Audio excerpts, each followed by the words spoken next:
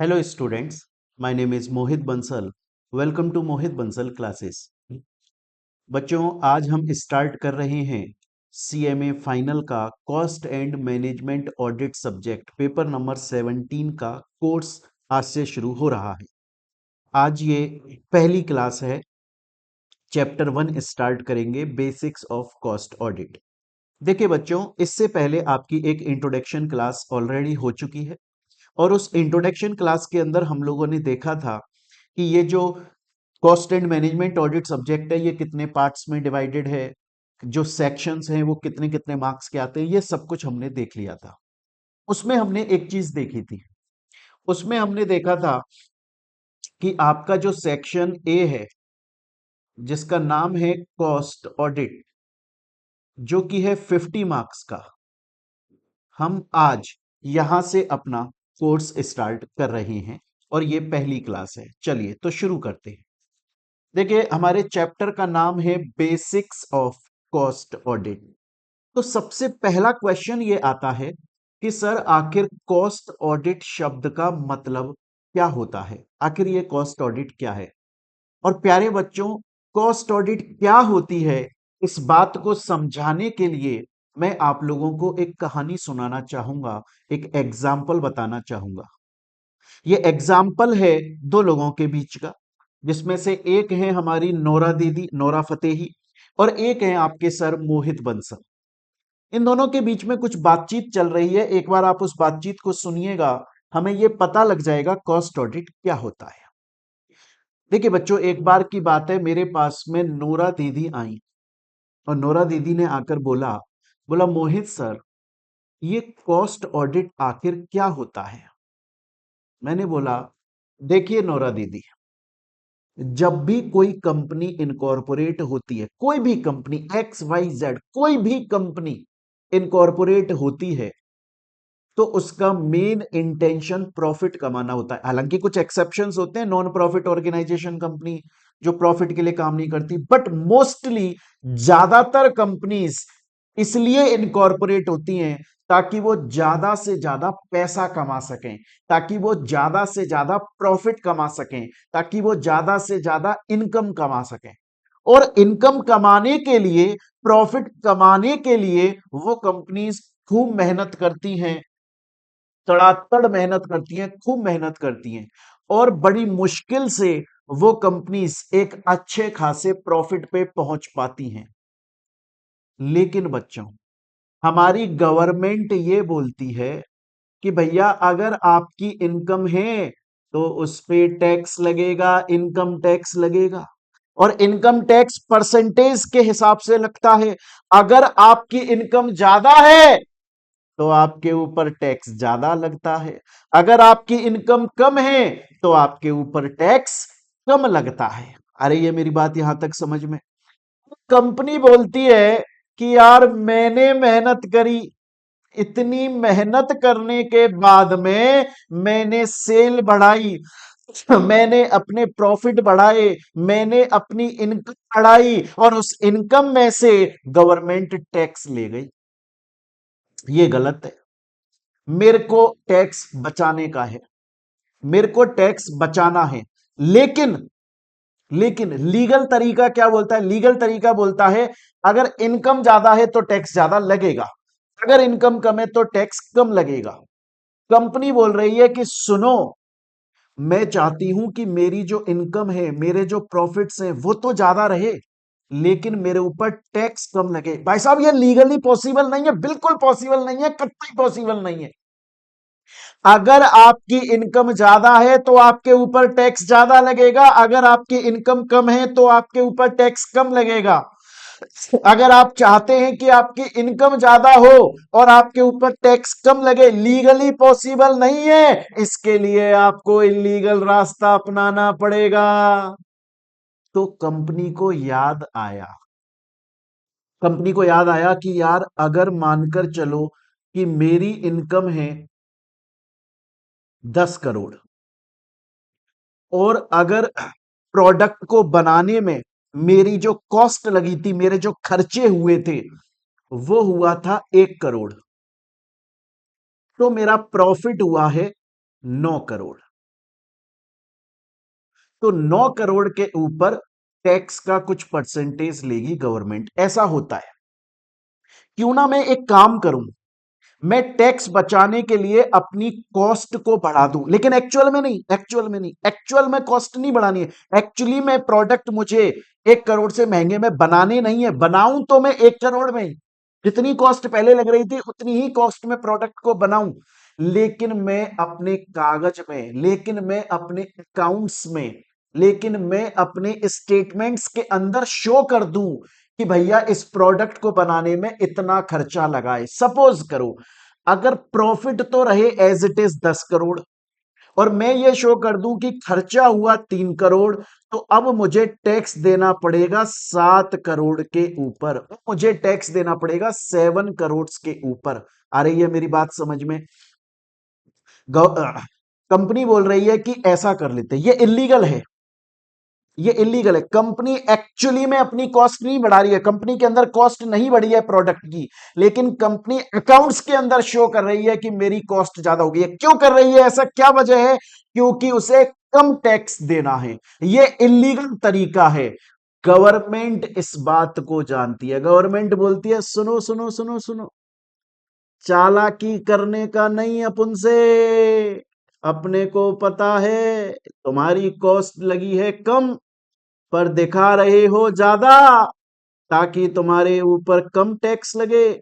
मैंने एक प्रोफेशन बना दिया है, सीएमए नाम का प्रोफेशन, और हमारा लॉ ये बोलता है कि अगर कोई कंपनी जो मैन्युफैक्चरिंग प्रोड्यूसिंग कर रही है, मतलब जिसके अंदर कॉस्ट लग रही है, तो उस कंपनी को बाहर से एक बंदा बुलाना पड़ेगा।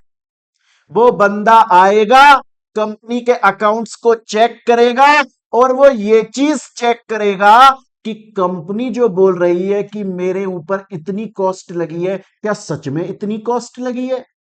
वो पर्सन ये चेक करेगा कि कंपनी ने अपने अकाउंट्स में दिखाया कि प्रोडक्ट को बनाने में इतना खर्चा लगा, क्या सच में इतना खर्चा लगा? इस बात की वो ऑडिट करेगा। इसको बोलते हैं कॉस्ट ऑडिट। तो कॉस्ट ऑडिट क्या है? कॉस्ट ऑडिट एक प्रोसेस है जिसके अंदर बाहर से इंडिपेंडेंट एक आदमी आता है कंपनी के अंदर, और कंपनी के ऑलरेडी बने हुए अकाउंट्स को चेक करता है, और यह चेक करता है कि कंपनी ने जो अपनी कॉस्ट दिखाई है, क्या सच में कंपनी की उतनी ही कॉस्ट लगी है, या फिर कंपनी टैक्स का पैसा बचाने के लिए फालतू में जबरदस्ती जानबूझकर अपनी कॉस्ट को ऊपर दिखा रही है। अरे ये मेरी बात समझ में यहां तक? इस चीज को चेक किया जाता है, इसको बोला जाता है कॉस्ट ऑडिट। स्टूडेंट बोलता है सर यहां तक की बात मेरे को समझ में आई। तो नोरा दीदी जब मेरे पास में आई और आकर बोली कि सर कॉस्ट ऑडिट क्या होता है, मैंने उनको ये पूरी कहानी सुनाई और उनको समझ में आ गया कि कॉस्ट ऑडिट का मीनिंग क्या है। अब नोरा दीदी ने मेरे से दूसरा क्वेश्चन पूछा। नोरा दीदी ने मेरे से ये बोला कि ये कॉस्ट अकाउंटिंग क्या होती है, कॉस्ट ऑडिट क्या होती है, ये तो मेरे को समझ में आ गया मोहित सर, कॉस्ट अकाउंटिंग क्या होती है। मैंने कहा नोरा दीदी इसके लिए आपको एक कहानी सुननी पड़ेगी, ध्यान से सुनिए, ध्यान से सुनिए। देखिए कैटरीना कैफ जो कि मेरी दोस्त हैं, आप बोलोगे सर कैटरीना कैफ आपकी दोस्त कब से हो गई? अब देखो यार, मैं टीचर हूं, मेरा एग्जाम्पल है, तो मैं बनाऊंगा कैटरीना कैफ को दोस्त। आप बन जाओ तब आप कुछ भी बना लेना किसी को भी। तो सुनिएगा, कैटरीना कैफ मेरी फ्रेंड हैं, और कैटरीना कैफ एंड मोहित बंसल, हम दोनों ने 2005 के अंदर सीएमए क्लियर कर लिया, तो हम सीएमए बन गए, हमारे पास में डिग्री आ गई। तो कैटरीना ने मेरे से पूछा कि मोहित अब तुम क्या करोगे, सीएमए तो बन गए, अब क्या करोगे? मैंने कहा देखो यार, जब कोई सीएमए बन जाता है ना, तो उसके पास में दो ऑप्शंस होते हैं। या तो वो किसी कंपनी के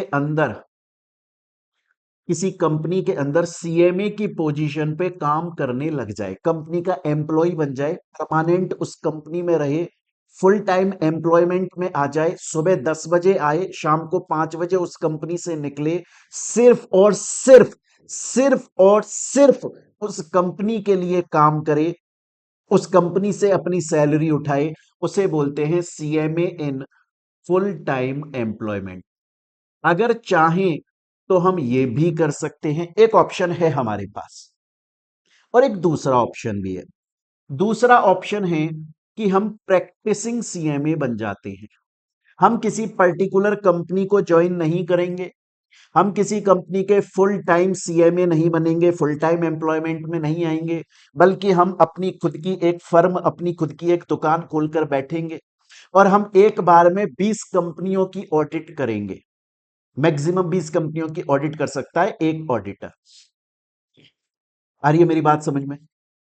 अगर हम कंपनी के अगर हम कंपनी के फुल टाइम एम्प्लॉयमेंट में आ जाते हैं, अगर हम कंपनी के फुल टाइम एम्प्लॉयमेंट के अंदर आ जाते हैं, तो फिर उस केस में हमारा काम क्या होगा कि कंपनी ने पूरे साल में, सपोज कीजिए कि कैटरीना कैफ जो है, सपोज कीजिए कैटरीना कैफ टाटा कंपनी के अंदर सीएमए बन गई फुल टाइम। अब उनका काम क्या है कि टाटा कंपनी ने पूरे ईयर में, पूरे साल में जितने भी ट्रांजैक्शंस किए, अगर उन्होंने कुछ खरीदा या उन्होंने कुछ बेचा, उनका कितना प्रॉफिट हुआ, उनकी कितनी कॉस्ट हुई, इन सभी चीजों की अकाउंट्स के, कंपनी के अकाउंट्स के अंदर एंट्री करनी पड़ेगी। यह काम होगा कैटरीना कैफ का, क्योंकि वो टाटा कंपनी के फुल टाइम एम्प्लॉयमेंट में है। टाटा कंपनी ने पूरे साल में कुछ भी ट्रांजैक्शन किया, कोई भी ट्रांजैक्शन किया, वो सभी के सभी ट्रांजैक्शंस की एंट्री करनी पड़ेगी। इसको बोला जाता है कॉस्ट अकाउंटिंग। क्या बोला जाता है? कॉस्ट अकाउंटिंग, मतलब कॉस्ट की अकाउंटिंग करना, कि पूरे साल में कंपनी ने कितना खर्चा किया, प्रोडक्ट्स को बनाने में कितनी कॉस्ट लगी, कौन कौन सी कॉस्ट लगी, इन चीजों की एंट्री जब की जाती है कंपनी के अकाउंट्स में, इस प्रोसेस को बोला जाता है कॉस्ट अकाउंटिंग। क्लियर है? कौन करता है? कंपनी का फुल टाइम एम्प्लॉयमेंट के अंदर जो बंदा बैठा है, कैटरीना कैफ, वो करती है कॉस्ट अकाउंटिंग।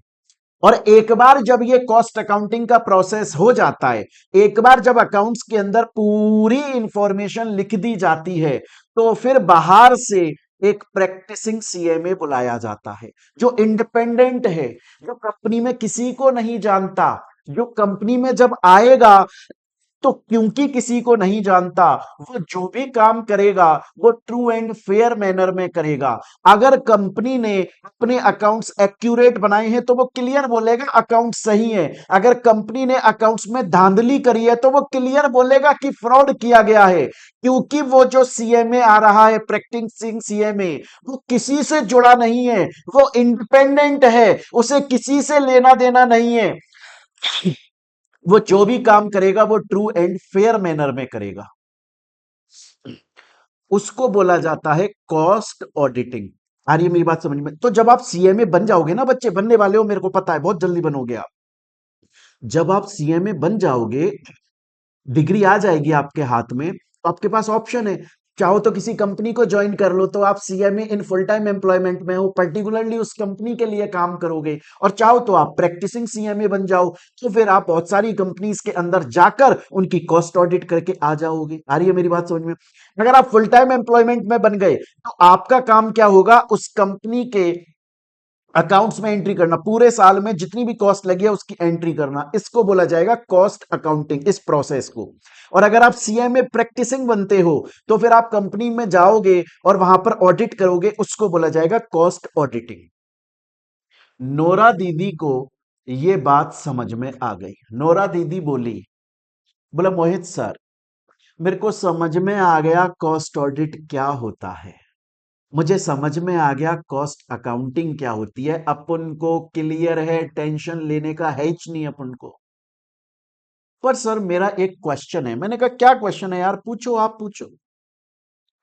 नोरा दीदी बोली, बोला सर, जैसे कोई कॉस्ट अकाउंटिंग कर रहा है, कंपनी के फुल टाइम एम्प्लॉयमेंट में है, कैटरीना कैफ टाटा कंपनी के फुल टाइम एम्प्लॉयमेंट में है, और वो अकाउंट्स के अंदर एंट्री करेंगी, कॉस्ट अकाउंटिंग का प्रोसेस अडॉप्ट करेंगी।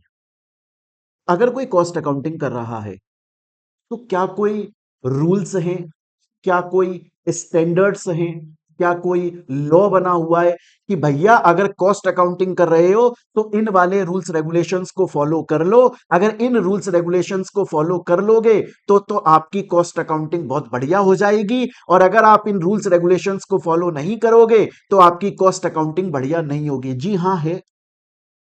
अगर आप कॉस्ट अकाउंटिंग कर रहे हैं तो उसके लिए कॉस्ट अकाउंटिंग स्टैंडर्ड्स बने हुए हैं।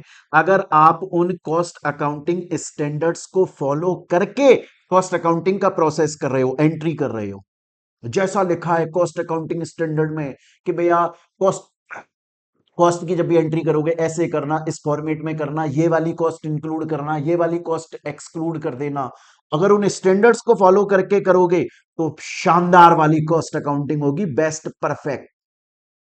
नोरा दीदी बोली अच्छा अच्छा अच्छा अच्छा अच्छा। तो मोहित सर, जैसे कॉस्ट अकाउंटिंग के लिए ये स्टैंडर्ड्स बने हुए हैं, कॉस्ट अकाउंटिंग स्टैंड ऑडिट के लिए भी बना हुआ है क्या कुछ सर? बना हुआ है, उसे हम बोलते हैं कॉस्ट ऑडिटिंग स्टैंडर्ड्स। यहां तक की बात मेरे ख्याल से प्यारे बच्चों आप लोगों को समझ में आई। तो देखो अभी तक हमने क्या पढ़ा? अभी तक हमने देखा कॉस्ट ऑडिट क्या है और क्यों करी जाती है। क्योंकि कंपनी जो है वो इनकम कमाती है, और इनकम के ऊपर टैक्स लगता है, और टैक्स को कम करने के लिए कंपनी अपनी कॉस्ट को ज्यादा दिखाती है। कहीं वो ऐसा इलीगल काम तो नहीं कर रही, इस बात की चेकिंग करने के लिए बाहर से एक बंदा बुलाया जाता है, और वो चेक करता है, जिसे बोलते हैं कॉस्ट ऑडिट।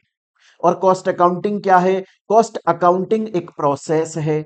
इस प्रोसेस के अंदर एक जो कंपनी का फुल टाइम एम्प्लॉयमेंट में बैठा हुआ है उसे एंट्री करनी पड़ती है कंपनी के अकाउंट्स में कि कंपनी ने पूरी साल में कितनी कॉस्ट इनकर करी है।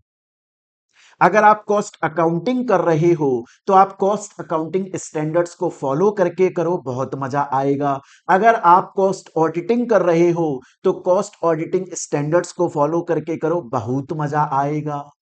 स्टूडेंट बोलता है अपन को यहां तक की बात समझ में आती है।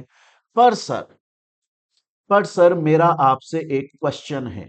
मैंने कहा यार बिंदास पूछो क्वेश्चन, आप हमारे बच्चे हो, आप हमारे स्टूडेंट्स हो, मस्ती से क्वेश्चन पूछो, टेंशन नहीं लेने का है अपने को।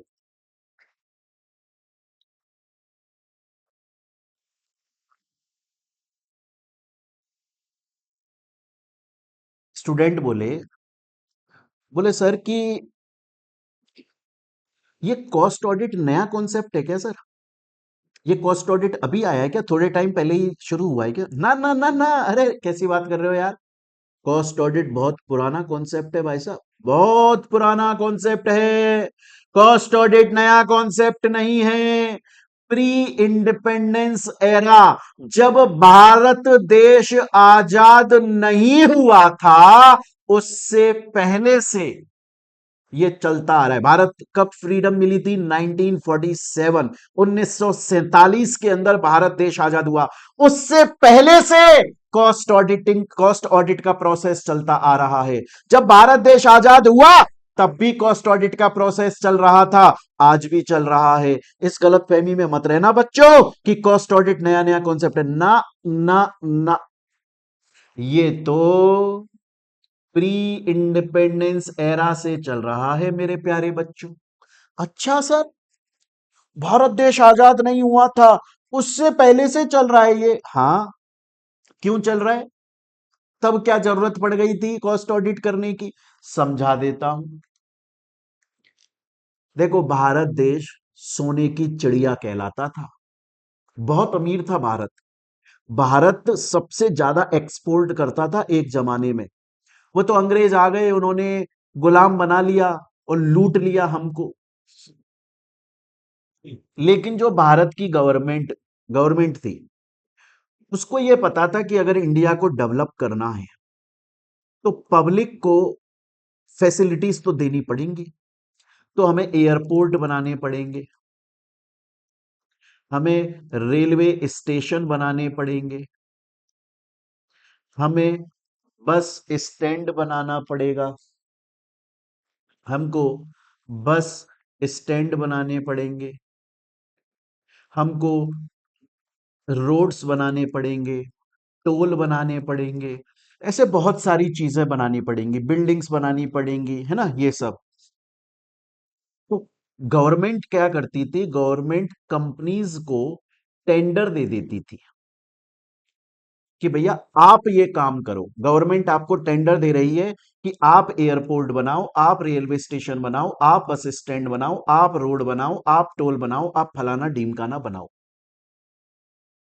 और गवर्नमेंट उन कंपनीज को पैसा कैसे देती थी? भाई कंपनीज अगर ये काम करेंगी तो पैसा तो लेंगी ना, फ्री फुकट में थोड़ी ना काम करेंगी।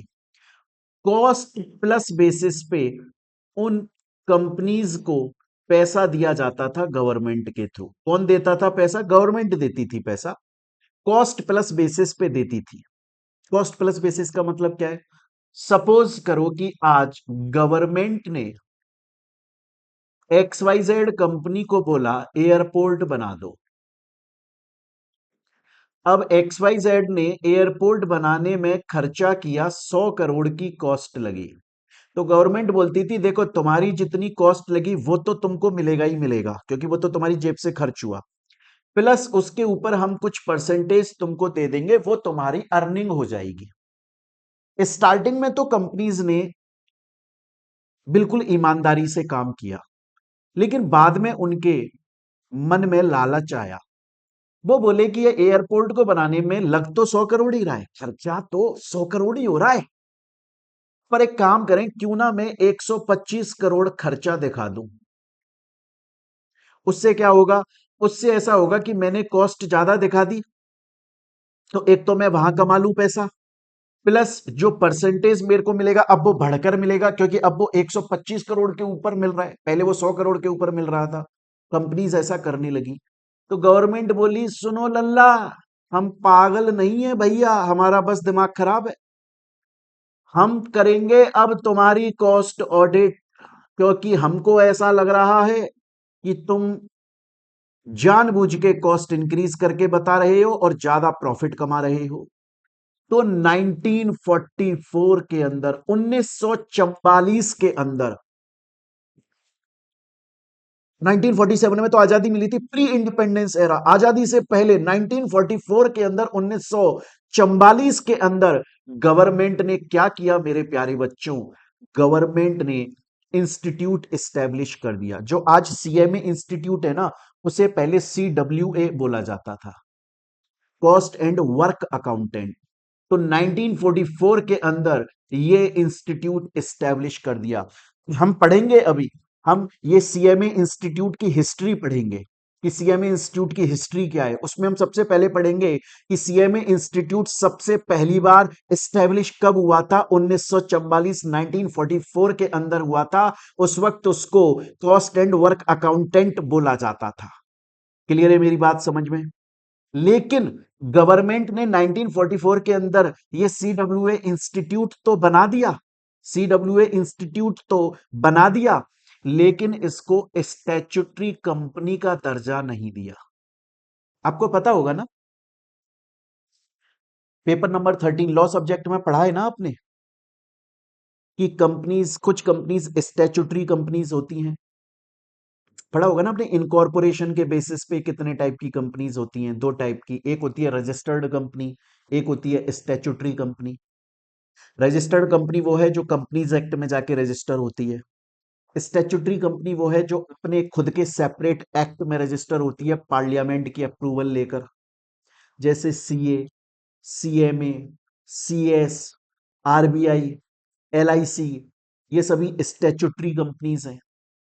तो 1944, 1944 के अंदर सेंट्रल गवर्नमेंट ने CWA इंस्टीट्यूट तो एस्टेब्लिश किया, बट उसको स्टैट्यूटरी कंपनी का दर्जा नहीं दिया। स्टैट्यूटरी कंपनी का दर्जा दिया गया उसको 1959 के अंदर। क्लियर है ये चीज? तो अभी तक की कहानी समझ में आई? अब अगर कोई आपसे पूछे कि भैया ये जो कॉस्ट ऑडिट है इसके जेनेसिस क्या है, क्या ये कॉस्ट ऑडिट नया कॉन्सेप्ट है? आप बोलोगे जी नहीं, ये प्री इंडिपेंडेंस एरा से चलता हुआ आ रहा कॉन्सेप्ट है। उस वक्त हमारी जो गवर्नमेंट होती थी वो कंपनीज को टेंडर देती थी पब्लिक प्रॉपर्टीज बनाने के लिए, और पैसा दिया जाता था कॉस्ट प्लस बेसिस पर। कंपनीज जानबूझकर कॉस्ट इंक्रीज करके दिखाने लग गई थी। उसकी वजह से गवर्नमेंट ने कॉस्ट की ऑडिट करवाने के इंटेंशन से 1944 में सीडब्ल्यूए इंस्टीट्यूट को एस्टेब्लिश किया। ऑल्दो वो स्टैट्यूटरी कंपनी का स्टेटस उस वक्त नहीं मिला, उसे उसे स्टैट्यूटरी कंपनी का स्टेटस मिला 1959 के अंदर। अभी तक सिर्फ गवर्नमेंट ने ये इंस्टीट्यूट एस्टेब्लिश किया है, कॉस्ट ऑडिट स्टार्ट नहीं हुई। अभी तक कॉस्ट ऑडिट शुरू हुई नहीं है। हम पढ़ेंगे कॉस्ट ऑडिट पहली बार कब हुई थी, वो इंपॉर्टेंट है। हुआ ऐसा कि डालमिया जैन का एक केस हो गया। मतलब ये कंपनीज थी जो जिनको काम मिला था गवर्नमेंट से प्रॉपर्टीज बनाने का, उन्होंने लंबा फ्रॉड कर दिया, लंबा। गवर्नमेंट से लंबे पैसे लूट लिए। गवर्नमेंट जॉल्ट हो गई, हिल गई गवर्नमेंट, बोला अरे हमने तो इनको दिया था पब्लिक प्रॉपर्टीज बनाने के लिए, इन्होंने तो लंबा चौड़ा फ्रॉड कर दिया यार, ये तो बहुत ज्यादा पैसा लूट के ले गई हमसे। गवर्नमेंट सीरियस हो गई। गवर्नमेंट बोलेगी ना ना ना, ऐसे काम नहीं चलेगा, कॉस्ट ऑडिट को बहुत ज्यादा सीरियसली लेना पड़ेगा। और तब से कॉस्ट ऑडिट बहुत ज्यादा सीरियस मैनर में, एग्रेसिव इफेक्टिव मैनर में करी जाती है। क्लियर ये चीज? स्टूडेंट बोलता है सर आपने मेरे को अभी तक जो समझाया ना, मेरे को समझ में आ गया। सर आपने मेरे को अभी तक जो समझाया, सर वो मेरे को समझ में आ गया, पर सर एक बार रिवाइज कर दो। हाँ रिवाइज कर देते हैं ना यार, ऐसी क्या दिक्कत वाली बात है। दोस्तों आप लोग हमारे सुनो, हमने पढ़ा कि सर कॉस्ट ऑडिट क्या है।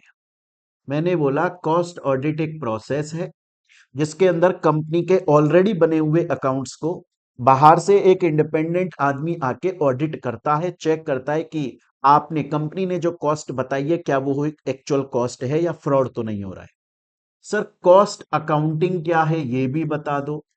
कॉस्ट अकाउंटिंग भी एक प्रोसेस है जिसके अंदर कंपनी का जो फुल टाइम एम्प्लॉयमेंट में बैठा हुआ है बंदा, वो पूरे ईयर के अंदर कंपनी की कॉस्ट जितनी लगी है उसकी एंट्री करके रखता है। उस प्रोसेस को कॉस्ट अकाउंटिंग बोलते हैं।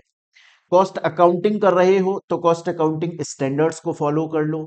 कॉस्ट ऑडिटिंग कर रहे हो तो कॉस्ट ऑडिटिंग स्टैंडर्ड्स को फॉलो कर लो। उसके बाद में हमने पढ़ा कि कॉस्ट ऑडिट का जेनेसिस क्या है, जीन्स क्या है, ये पैदा कब हुआ कॉस्ट ऑडिट, ये प्री इंडिपेंडेंस एरा से चलता हुआ आ रहा है। यहां तक की बात मेरे ख्याल से आप लोगों को समझ में आई। स्टूडेंट ने एक क्वेश्चन पूछा मुझसे। स्टूडेंट बोला बोला सर आप बोले कि डालमिया जैन का एक केस हुआ, फ्रॉड हुआ, लंबा चौड़ा पैसा जो है वो गवर्नमेंट से लेकर चली गई। हाँ गवर्नमेंट ने उनके ऊपर बहुत सारे कमीशन बनाए, जैसे विवियन बॉस कमीशन बनाया, दत्ता कमीशन बनाया, दापात्रे शास्त्री कमेटी बनाया गया, जिनका मेन काम था कि बेहतर से बेहतर कॉस्ट ऑडिटिंग स्टैंडर्ड्स को बनाओ, ताकि मतलब एक तो इस केस को चेक करो और कॉस्ट ऑडिटिंग स्टैंडर्ड बनाओ ताकि फ्यूचर में इस तरीके का कोई फ्रॉड ना हो सके। यहां तक की कहानी समझ में आती है हमें। सर अब एक क्वेश्चन आता है मेरा। मैंने बोला क्या क्वेश्चन है? बोला सर ये जो सी डब्ल्यू ए इंस्टीट्यूट है, मतलब ये जो हमारा सीएमए इंस्टीट्यूट है, इसकी हिस्ट्री बताओ। देखो बच्चों पहले ना इसको आईसीडब्ल्यूए बोला जाता था, कॉस्ट एंड वर्क अकाउंट्स बोला जाता था। ये पहली बार इंस्टीट्यूट कब स्टेब्लिश हुआ, मैं सीएमए इंस्टीट्यूट की बात कर रहा हूं, इंस्टीट्यूट की हिस्ट्री बता रहा हूं मैं आपको। पहली बार 1944 1944 के अंदर, 1944 1944 के अंदर पहली बार ये सीडब्ल्यूए इंस्टीट्यूट एस्टेब्लिश हुआ। ऑल द गवर्नमेंट ने उसे स्टैट्यूटरी कंपनी का स्टेटस नहीं दिया, उसे स्टैट्यूटरी कंपनी का स्टेटस मिला 1959 के अंदर। क्लियर है ये चीज यहां तक? और 2012 के अंदर उसका नाम चेंज हो गया, फिर हम उसे सीएमए इंस्टीट्यूट के नाम से जानते हैं। स्टूडेंट बोलता है समझ गया, आपने समझाया कॉस्ट ऑडिट क्या है, समझ गया, कॉस्ट अकाउंटिंग क्या है, समझ गया, स्टैंडर्ड्स कौन से फॉलो करने हैं समझ गया, जिन जेनेसिस ऑफ कॉस्ट ऑडिट समझ गया, और सीएमए इंस्टीट्यूट की हिस्ट्री समझ गया, कोई दिक्कत वाली बात नहीं है। बच्चों यहां तक हम लोगों ने जितना पढ़ा, अभी तक हम लोगों ने जितना पढ़ा, ये मैंने आपको एक बेसिक समझाया। अभी तक हम लोगों ने जितना पढ़ा है एग्जाम के पॉइंट ऑफ व्यू से वो इंपॉर्टेंट नहीं है, क्योंकि अभी तक हमने जो पढ़ा उसमें से एग्जाम के अंदर कोई क्वेश्चन नहीं आया। हम ये जो पूरा अपना कोर्स पढ़ेंगे ना प्यारे बच्चों, पूरा स्टडी मटेरियल फॉलो कर रहे हैं 2022 syllabus, 2022 syllabus, CMA final exclusively classes है आपके लिए, और न्यू लेटेस्ट क्लासेस है, अमेंडेड क्लासेस है, स्पेशली आपके अटेम्प्ट के लिए डिजाइन करी गई है। क्लियर है ये चीज यहां तक? जो एग्जाम्पल मैं आपको बता रहा हूं मोस्टली वो सभी एग्जाम्पल्स आपकी बुक के अंदर मेंशन होंगे। अब देखिएगा मेरी बात को, और हम जो पढ़ रहे हैं ना, जैसे ही हम टॉपिक पढ़ेंगे उससे रिलेटेड अगर प्रीवियस ईयर में कोई क्वेश्चन आया है, मैं आपको ऑन द स्पॉट बता दूंगा कि इस वाले टॉपिक से प्रीवियस ईयर में क्वेश्चन आया हुआ है, ये क्वेश्चन आया है, इतने मार्क का आया है, ताकि हम प्रीवियस ईयर क्वेश्चन भी ऑन द स्पॉट सॉल्व कर लेंगे प्यारे बच्चों। चलते हैं आगे। अब बात आती है सर, कॉस्ट ऑडिट की हिस्ट्री बताओ। बड़े ध्यान से सुनना मैं क्या बताने वाला हूं। कॉस्ट ऑडिट की हिस्ट्री, मैं आपको कॉस्ट सीएमए इंस्टीट्यूट की हिस्ट्री बता चुका हूं, मैं अब आपको कॉस्ट ऑडिट की हिस्ट्री बता रहा हूं कि पहली बार भारत देश के अंदर, इंडिया के अंदर पहली बार कॉस्ट ऑडिट कब करी गई, यह बता रहा हूं। बच्चों 1965 1965 के अंदर भारत देश के अंदर पहली बार कॉस्ट ऑडिट करी गई। इसको most most most most most important mark कर लीजिए। 2 मार्क का क्वेश्चन एग्जाम में कम से कम 5 से 6 बार आ चुका है, ऑब्जेक्टिव एमसीक्यू क्वेश्चन आता है। इंडिया के अंदर पहली बार कॉस्ट ऑडिट कब करी गई? 1965 1965 1965 1965। क्लियर है ये चीज यहां तक? अब चलेंगे आगे। अब मेरी बात को बड़े ध्यान से सुनिएगा प्यारे बच्चों। देखिए 1965 के अंदर कॉस्ट ऑडिट करी गई पहली बार। अच्छा आपको एक चीज पता है, जब भी कोई नई चीज आती है तो जो हमारे बिजनेसेस हैं, जो हमारी कंपनीज हैं, उसको अडॉप्ट करने से घबराते हैं। जब भी कोई नई चीज आती है तो जो हमारे बिजनेसेस हैं, जो हमारी कंपनीज हैं, उसको अडॉप्ट करने से घबराते हैं, कहीं हमारा लॉस ना हो जाए, हम इसको अडॉप्ट करें कि नहीं करें। 1965 में कॉस्ट ऑडिट हुई, लेकिन गवर्नमेंट की यहां से मेहनत शुरू हुई। गवर्नमेंट अब इंडस्ट्रीज को, फैक्ट्रीज को, कंपनीज को समझाने लगी कि प्लीज आप अपनी कंपनी में कॉस्ट ऑडिट कराओ, प्लीज आप अपनी कंपनी में कॉस्ट ऑडिट कराओ, फायदा होगा, प्लीज कॉस्ट ऑडिट कराओ। 1965 से 2008 तक गवर्नमेंट बेचारी मेहनत करती रही कि समझाती रही कंपनीज को प्लीज कॉस्ट ऑडिट कराओ, और 1965 से 2008 तक 44 इंडस्ट्रीज ने कॉस्ट ऑडिट कराना स्टार्ट किया। फिर 2008 के अंदर गवर्नमेंट ने एक एक्सपर्ट ग्रुप बनाया, जिसको काम दिया गया कि आप ना कॉस्ट ऑडिटिंग स्टैंडर्ड्स और कॉस्ट अकाउंटिंग स्टैंडर्ड्स को बनाओ, बेहतर बनाओ।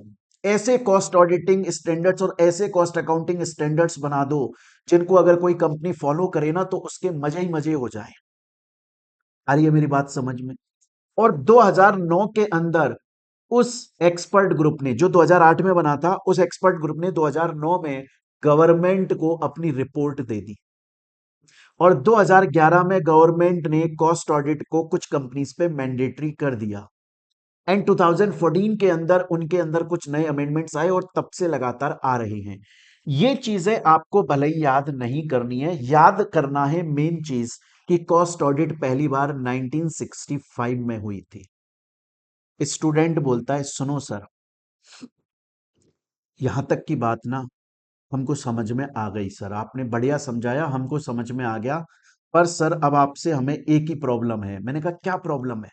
बोला सर रिवीजन कराओ अभी तक आपने जितना पढ़ाया, वरना भूल जाएंगे ना ऐसे तो हम।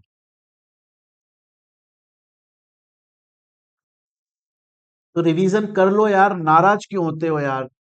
लाओ रिवीजन कराते हैं। हमने पढ़ा कॉस्ट ऑडिट क्या है। एक प्रोसेस है जिसके अंदर कंपनी के ऑलरेडी बने हुए अकाउंट्स को बाहर से एक बंदा आके चेक करता है। चेक करता है कि कंपनी ने जो अपने अकाउंट्स के अंदर कॉस्ट लिखी है क्या वो सही लिखी है, कहीं उसमें फ्रॉड तो नहीं किया। इसको कॉस्ट ऑडिट बोलते हैं। और इसको अच्छे से करने के लिए कॉस्ट ऑडिटिंग स्टैंडर्ड्स को फॉलो अगर किया जाए तो मजा ही मजा है। फिर बात आती है सर कॉस्ट अकाउंटिंग क्या है? भैया कॉस्ट अकाउंटिंग एक प्रोसेस है जिसके अंदर कंपनी का जो फुल टाइम एम्प्लॉयमेंट में बंदा बैठा हुआ है, ये उसकी जिम्मेदारी बनती है कि पूरे साल में कंपनी ने जितनी कॉस्ट इनकर करी वो कंपनी के अकाउंट्स में उसकी एंट्री कर दे। इसे बोला जाता है कॉस्ट अकाउंटिंग। सर मेरे को समझ में आता है। फिर इसके बाद में genesis of cost audit. Sir cost audit हमें पता है, कॉस्ट ऑडिट नया कॉन्सेप्ट नहीं है। कॉस्ट ऑडिट के जीन्स प्री इंडिपेंडेंस एरा से पैदा हो गए थे, वो तब से चलता हुआ आ रहा है। उस वक्त पे गवर्नमेंट पब्लिक प्रॉपर्टीज बनाने के लिए कंपनीज को टेंडर दिया करती थी, कॉस्ट प्लस बेसिस पे दिया करती थी। तो कॉस्ट के ऊपर उनको कुछ एक्स्ट्रा प्रॉफिट भी मिलता था, वो उनकी अर्निंग होती थी। कंपनीज ज्यादा कॉस्ट दिखाने लग गई तो उसके लिए 1944 के अंदर गवर्नमेंट ने सीडब्ल्यूए इंस्टीट्यूट एस्टेब्लिश कर दिया, बट उसे स्टैट्यूटरी कंपनी का स्टेटस नहीं दिया गया। 1959 के अंदर उसको स्टैट्यूटरी कंपनी का स्टेटस दिया गया। और फिर कॉस्ट ऑडिट धीरे धीरे स्टार्ट हुआ। हालांकि डालमिया जैन का एक केस हुआ जिसमें बहुत बड़ा लंबा चौड़ा फ्रॉड हुआ, गवर्नमेंट जॉल्ट हो गई। उसके बाद गवर्नमेंट ने कुछ कमीशन बनाए और कॉस्ट ऑडिट को बहुत सीरियसली इंप्लीमेंट किया गया। पहली बार कॉस्ट ऑडिट 1965 में हुई थी सर, हमें पता है। फिर 1965 से 2008 तक 44 इंडस्ट्रीज को कॉस्ट ऑडिट में इंक्लूड किया, हमें यह भी पता है। फिर सर 2008 में एक एक्सपर्ट का ग्रुप बनाया गया जिनको बोला गया कॉस्ट ऑडिटिंग स्टैंडर्ड और अकाउंटिंग स्टैंडर्ड्स को बेहतर बनाओ।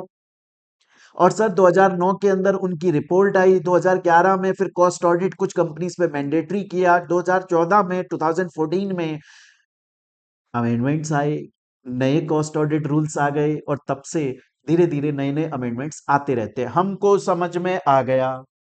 अब चलेंगे सर हम लोग आगे। प्यारे बच्चों अब हम आ गए हैं हमारे मेन कॉन्सेप्ट पे। यहां से अब हम जो कॉन्सेप्ट पढ़ने वाले हैं वो एग्जाम के अंदर पूछे जाते हैं, अच्छे खासे मार्क्स के पूछे जाते हैं। बड़े ध्यान से मजे से पढ़ेंगे। Cost audit under section 148। Sir क्या ये सेक्शन याद रखना है? जी हाँ, आपको ये सेक्शन याद रखना है कि कॉस्ट ऑडिट कंपनीज एक्ट 2013 के सेक्शन 148 के अंदर डिफाइंड की गई है। बड़े ध्यान से सुनिएगा। कॉस्ट ऑडिट क्या होती है ये मैं आपको बता चुका हूं। सर कॉस्ट ऑडिट कौन करता है या कॉस्ट ऑडिट कौन कर सकता है? कॉस्ट ऑडिट कौन कर सकता है? कॉस्ट ऑडिट सिर्फ और सिर्फ कॉस्ट ऑडिट सिर्फ और सिर्फ एक प्रैक्टिसिंग सीएमए कर सकता है। वो सीएमए जो किसी कंपनी के फुल टाइम एम्प्लॉयमेंट में नहीं है, वो सीएमए जो किसी कंपनी में जॉब नहीं करता बल्कि अपनी खुद की एक प्रैक्टिस फर्म खोल के बैठा हुआ है, सिर्फ वही सीएमए कॉस्ट ऑडिट कर सकता है। फुल टाइम एम्प्लॉयमेंट वाला नहीं कर सकता। सर अपन को यहां तक की बात समझ में आती है, यहां तक मेरे को कोई भी प्रॉब्लम नहीं है। अब मेरी बात को बड़े ध्यान से सुनिएगा प्यारे बच्चों। अब मैं आप लोगों को दो कॉन्सेप्ट पढ़ाऊंगा, बड़े ध्यान से सुनना मेरी बात को। अब मैं आप लोगों को दो कॉन्सेप्ट पढ़ाऊंगा। मैं आपको एक तो ये कॉन्सेप्ट पढ़ाऊंगा कि वो कौन सी कंपनीज हैं जिनको कॉस्ट रिकॉर्ड मेंटेन करना जरूरी है।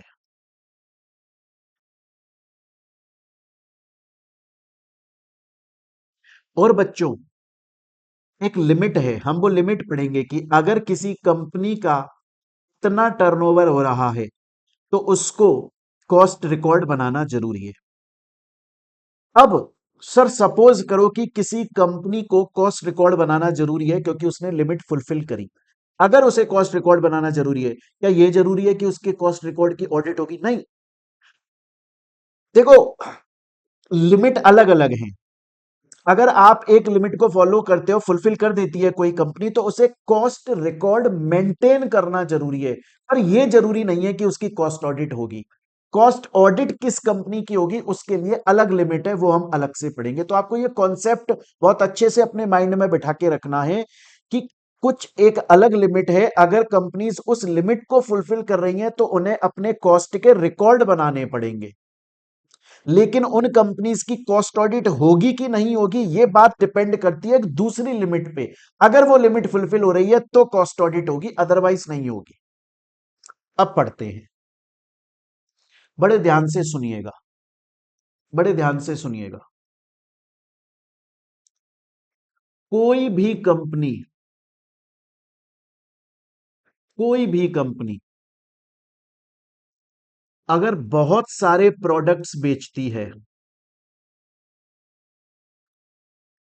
तो सभी प्रोडक्ट का टोटल टर्नओवर, मतलब जितने प्रोडक्ट्स उसने बेचे उन सबका टोटल, अगर उस कंपनी के प्रीवियस फाइनेंशियल ईयर में कम से कम 35 करोड़ या उससे ज्यादा, 35 करोड़ से कम नहीं, 35 करोड़ और मोर अगर है, तो उसे कॉस्ट रिकॉर्ड बनाना पड़ेगा। बड़े ध्यान से सुन लो, मैं क्वेश्चन पूछूंगा आपसे, क्वेश्चन पूछूंगा मैं आपसे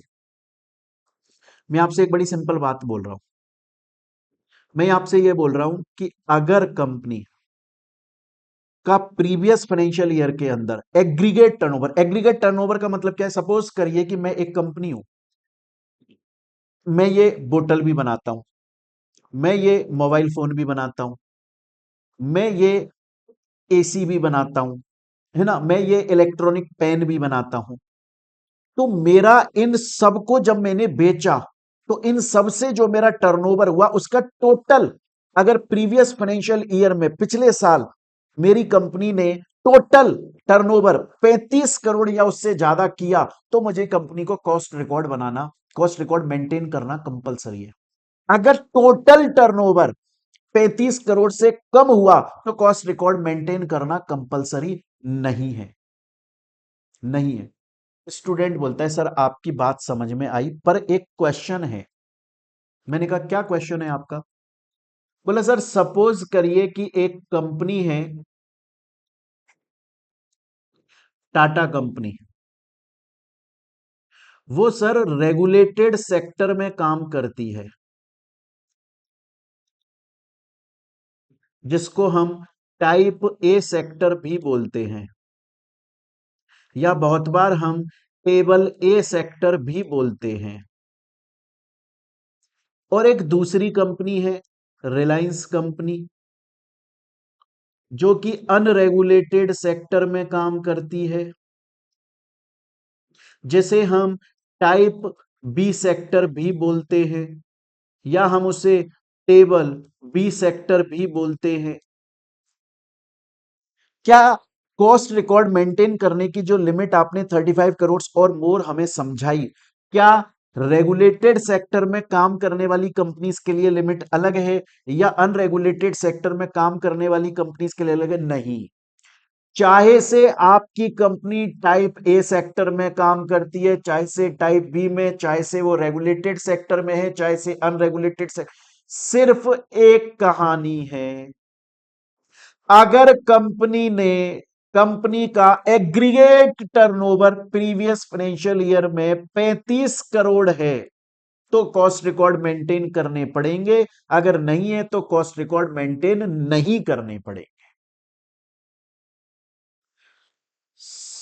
सर सपोज कीजिए कि एक कंपनी है, वो रेगुलेटेड सेक्टर में काम करती है और उसका प्रीवियस फाइनेंशियल ईयर में सभी प्रोडक्ट्स का टोटल टर्नओवर 38 करोड़ से, कॉस्ट रिकॉर्ड मेंटेन करना है।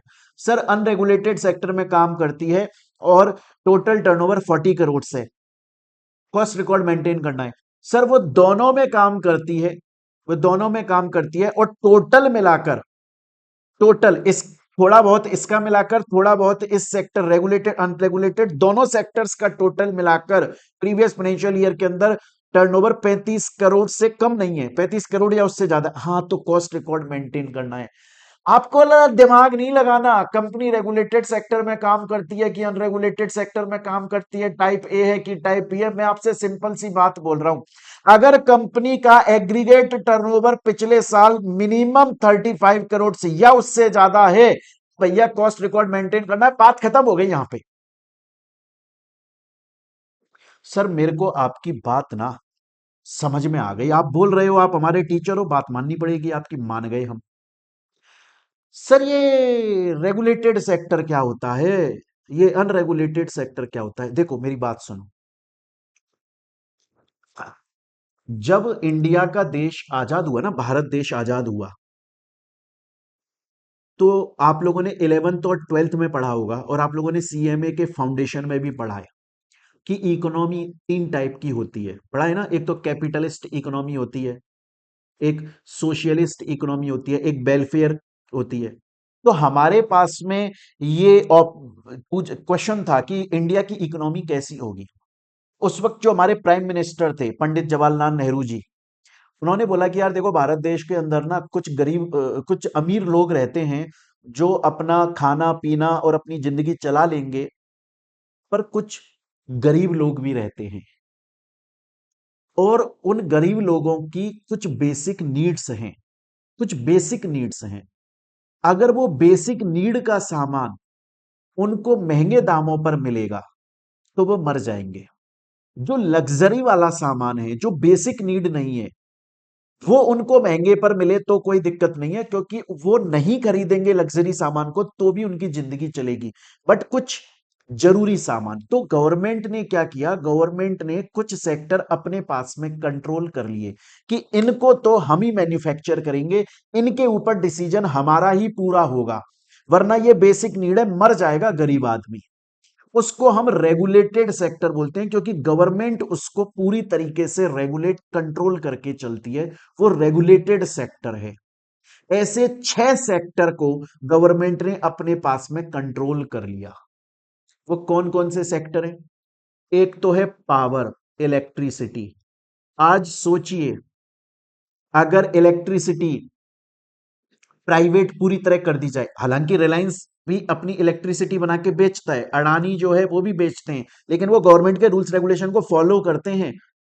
ऐसा नहीं है कि वो कितनी भी कॉस्ट ले सकते हैं रिलायंस वाले, एक यूनिट बिजली की कितनी भी प्राइस ले, नहीं। गवर्नमेंट ने बोल रखा है, सुनो भैया ऐसे मारोगे नहीं तुम इंसान को। महाराष्ट्र में तो रिलायंस कंपनी बेचती है, आपने ओ माय गॉड मूवी नहीं देखी? उसमें बोलता है परेश रावल, भैया महाराष्ट्र में तो रिलायंस कंपनी बिजली बेचती है, लेकिन कितना पैसा होगा गवर्नमेंट उसका एक लिमिट सेट करके रखती है। दूसरा है पेट्रोलियम, तीसरा है ड्रग्स मेडिसिन, नेक्स्ट है टेलीकम्युनिकेशन, देन है शुगर, एंड देन है फर्टिलाइजर। भारत एक कृषि प्रधान देश है, India is an agricultural country. आज आपको पता है, जो किसान अपने खेतों में अगर डायरेक्ट फसल उगाए पानी देके, तो कुछ नहीं उगेगा, इतना कम उगेगा ना कि उस बेचारे का खुद का घर ही नहीं खा पाएगा। फिर वो सप्लाई, हम लोग भूखे मर जाएंगे, अब रोटी नहीं खा पाएंगे हम लोग।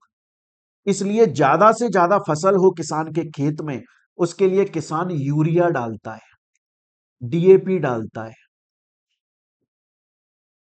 अब आपको पता है यूरिया का एक जो कट्टा, एक जो बैग आता है, आप मार्केट में खरीदोगे ना, तो वो आपको 270 रुपए में मिलेगा। एक्चुअल कॉस्ट उसकी 267.32 रुपीज है। हम बेचते हैं, मुझे पता है, मेरे बड़े भाई साहब बेचते हैं। किसान जब यूरिया का बैग खरीदता है तो इतने रुपए देता है। आपको पता है यूरिया की एक्चुअल कॉस्ट ये नहीं है, यूरिया की एक्चुअल कॉस्ट है 2700 रुपए। 2700 रुपए है एक्चुअल कॉस्ट, लेकिन गवर्नमेंट सब्सिडी दे रही है, 2300 रुपए से ज्यादा की सब्सिडी, 2300 रुपीज से ज्यादा की सब्सिडी दे रही है गवर्नमेंट। आप सोचो कितना बड़ा अमाउंट है, 2300 रुपीज से ज्यादा की सब्सिडी दे रही है गवर्नमेंट, कितना बड़ा अमाउंट है। आ रही है मेरी बात यहां तक समझ में आपको? तो इसीलिए गवर्नमेंट ने ये 6 सेक्टर अपने पास में कंट्रोल कर लिए। अगर कोई कंपनी इनमें से किसी सेक्टर में काम कर रही है तो हम बोलते हैं ये रेगुलेटेड सेक्टर में काम कर रही है, गवर्नमेंट के रूल्स रेगुलेशन को फॉलो करके। आप बोलोगे सर टेली कम्युनिकेशन तो आता नहीं है, आता है भाई, try. Telecom regulatory authority of India, चाहे एयरटेल है, जियो है, आइडिया, वीआई हो गया, अब तो ये सब ट्राई के रूल्स रेगुलेशंस को फॉलो करते हैं। टेलीकॉम रेगुलेटरी वो मेन करके चलती है कि तुम ये नहीं कर सकते, वो नहीं कर सकते, ये नहीं कर सकते, वो नहीं कर सकते। आ रही है मेरी बात समझ में? इनके इन सेक्टर के अलावा अगर कंपनी किसी दूसरे सेक्टर में काम कर रही है तो वो अनरेगुलेटेड सेक्टर में काम कर रही है। स्टूडेंट बोलता है सर मेरे को आपकी बात समझ में आ गई पर रिवाइज करो। रिवाइज कर लो यार। अब आप बोलोगे तो देखो आपकी बात मुझे माननी पड़ती है। कॉस्ट ऑडिट क्या है? एक प्रोसेस है जिसके अंदर चेक किया जाता है कंपनी के जो कॉस्ट है वो सही है कि नहीं। कॉस्ट अकाउंटिंग क्या है? कंपनी के अकाउंट्स में कॉस्ट की एंट्री करना। कॉस्ट अकाउंटिंग के लिए स्टैंडर्ड्स क्या है? Cost accounting standards. ऑडिट के लिए cost auditing standards. Cost audit का जेनेसिस प्री इंडिपेंडेंस एरा से है। सीएमए इंस्टीट्यूट पहली बार कब स्टैब्लिश हुआ? 1944 में। उस वक्त उसे सीडब्ल्यूए बोला जाता था, वो स्टैट्यूटरी रिकॉग्निजेशन नहीं मिला था। 1959 में मिला, 2012 में नाम चेंज हुआ। कॉस्ट ऑडिट पहली बार कब करी गई? 1965 के अंदर करी गई। क्या कॉस्ट ऑडिट कौन कर सकता है? सिर्फ और सिर्फ और सिर्फ प्रैक्टिसिंग सीएमए कर सकता है कॉस्ट ऑडिट। सर ये जो क्या सभी कंपनीज को अपने कॉस्ट रिकॉर्ड मेंटेन करने पड़ते हैं? जी नहीं, सिर्फ उसी कंपनी को कॉस्ट रिकॉर्ड मेंटेन करने पड़ते हैं जिसका एग्रीगेट टर्नओवर, मतलब वो जितने भी प्रोडक्ट्स बेचते हैं सबका टोटल मिलाकर प्रीवियस ईयर के अंदर कम से कम 35 करोड़ या उससे ज्यादा टर्नओवर रहा। सर मेरे को ना आपकी बात यहां तक समझ में आ गई, पर सर मेरा एक क्वेश्चन है। मैंने कहा क्या क्वेश्चन है? बोलो यार। बोले सर एक कंपनी है, बड़े ध्यान से सुनिएगा प्यारे बच्चों। बोला सर एक कंपनी है, रिलायंस। रिलायंस। अब सर हम प्रीवियस ईयर में अगर बात करें और टर्नओवर की बात करें प्रीवियस ईयर के, तो सपोज कीजिए कि 23-24 के अंदर उसका टर्नओवर था 50 करोड़।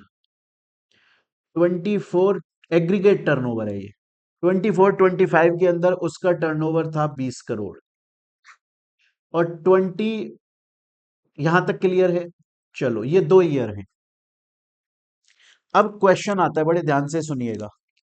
अब ध्यान से सुनिएगा, अगर आपका पहला क्वेश्चन, अगर आपका करंट फाइनेंशियल ईयर 2024-2025 है, करंट फाइनेंशियल ईयर, तो क्या कॉस्ट रिकॉर्ड मेंटेन करने पड़ेंगे? सर अगर करंट फाइनेंशियल ईयर हमारा 2024-2025 है तो हमारा प्रीवियस फाइनेंशियल ईयर होता है 2023-2024। अगर इस वाले प्रीवियस फाइनेंशियल ईयर में टर्नओवर 35 करोड़ या उससे ज्यादा था, सर इसमें तो 50 करोड़ था, जी हां, इसमें कॉस्ट रिकॉर्ड मेंटेन करने पड़ेंगे। दूसरा क्वेश्चन, सर अगर हमारा करंट फाइनेंशियल ईयर 2000, अगर हमारा करंट फाइनेंशियल ईयर 2025-2026 है, क्या हमको कॉस्ट रिकॉर्ड मेंटेन करने? तो देखो आपका प्रीवियस फाइनेंशियल ईयर बनता है 2024-25, उसमें आपका 20 करोड़ नहीं, यहां पर कॉस्ट रिकॉर्ड मेंटेन नहीं करना। क्यों सर? क्या हम ये जो हमारा करंट फाइनेंशियल ईयर है 25-26, क्या इसके लिए इस वाले को नहीं ले सकते? ये भी तो प्रीवियस ईयर है, इमीडिएटली प्रीसीडिंग फाइनेंशियल ईयर।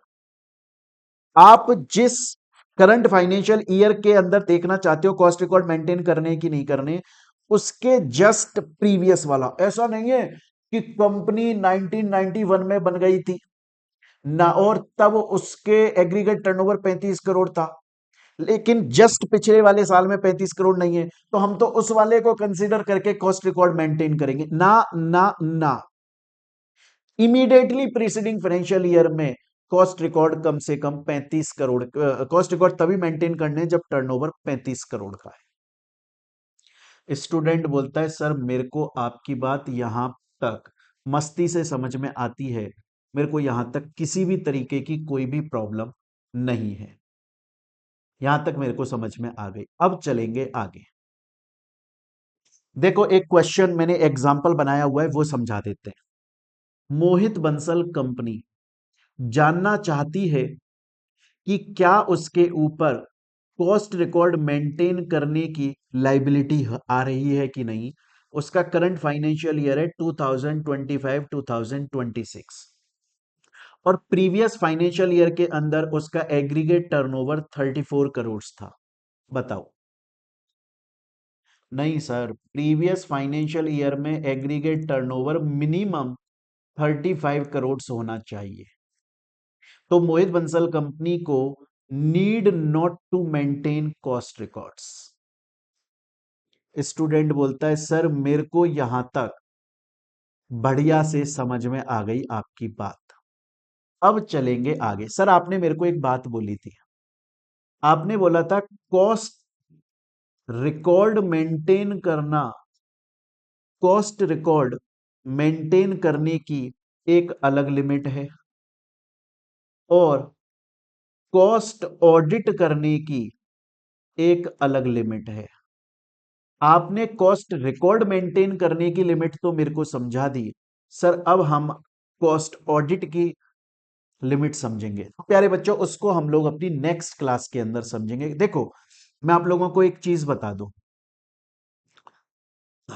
मैं बहुत बेसिक से लेकर पढ़ाऊंगा आपको, बहुत सिंपल तरीके से पढ़ाऊंगा और ये सोचकर पढ़ाऊंगा कि आपको कुछ नहीं आता। मेरे लिए आप बिल्कुल प्यारे एकदम सिंपल स्टूडेंट्स हो जो बेसिक से मेरे से पढ़ रहा है। मैं ये नहीं मानूंगा कि आप बहुत ही ज्यादा एडवांस लेवल पर पहुंच गए हो। तो मेरा ये मानना है कि धीरे धीरे पढ़ो, सब कुछ पढ़ो, पूरा स्टडी मटेरियल पढ़ो, प्रीवियस ईयर के क्वेश्चन बच्चे को टॉपिक वाइज समझा दो, इस टॉपिक से क्या क्वेश्चन आया हुआ है। क्लियर है ये चीज। और इतना पढ़ा दो कि आपको सीएमए का मॉड्यूल टच नहीं करना पड़ेगा अगर आपने ये क्लासेस और हमारी जो बुक है जो आपको साथ में मिली है अगर उसको अच्छे से पढ़ा, गारंटी है। मैं आपको क्लियर दोबारा, मैंने इंट्रोडक्शन क्लास में बोला था, दोबारा से बोल देता हूं, जितना आपके स्टडी मटेरियल में दिया गया है हम वो तो पूरा का पूरा पढ़ ही रहे हैं, उसके अलावा मैं आपको एक्स्ट्रा पढ़ा रहा हूं। एक्स्ट्रा क्यों पढ़ा रहे हो सर, कोर्स की कमी है क्या? कोर्स पहले से इतना ज्यादा है। अरे भैया कोर्स की कमी नहीं है यार दोस्त, पर एग्जाम में पूछा जाता है। अब आप एग्जाम में जाकर बैठ जाओगे, बोलोगे कि अरे यार ये क्या क्वेश्चन आ गया, ये तो सर ने क्लास में पढ़ाया ही नहीं। और मैं बोलूंगा यार तुम्हारे सिलेबस में नहीं था इसलिए नहीं पढ़ाया। लेकिन मुझे पता है कि वो सिलेबस में नहीं है पर एग्जाम में पूछा जाता है, मेरी जिम्मेदारी है मैं आपको पढ़ा दूं। इसीलिए हम स्टडी मटेरियल से भी एक्स्ट्रा न्यूमेरिकल थ्योरेटिकल सब कुछ पढ़ते हुए चलेंगे। एक बार आप लोग यहां तक इसको रिवाइज करें प्यारे बच्चों, नेक्स्ट क्लास के अंदर हम लोग आगे कंटिन्यू करेंगे।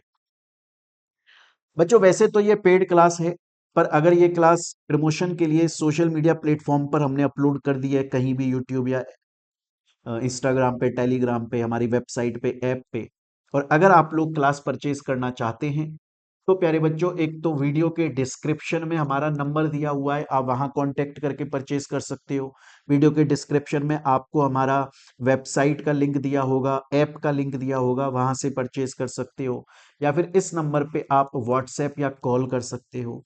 आपको क्या क्या मिलता है अगर आप परचेज करते हो, एक तो आपको कंप्लीट क्लासेस मिलती हैं जो लेटेस्ट हैं, अमेंडेड हैं और आपके अटेम्प्ट के लिए डिजाइन करी गई हैं।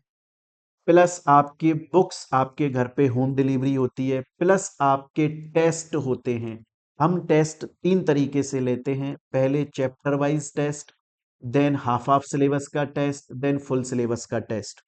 आपकी जो टेस्ट कॉपी होती है उनको पर्सनली चेक किया जाता है, ऐसा नहीं होता है कि आपको कोई आंसर की पकड़ा दी जाती है कि सेल्फ एवेल्युएट कर लो, ऐसा नहीं किया जाता। थ्योरेटिकल जो इनडायरेक्ट क्वेश्चंस होते हैं, केस स्टडीज, उनके लिए आंसर राइटिंग प्रैक्टिस क्लास आपको दी जाती है। आ रही है मेरी बात समझ में यहां तक? तो बच्चों मिलते हैं हम लोग अपनी नेक्स्ट क्लास के अंदर। Till then thank you, take care मेरे प्यारे बच्चों।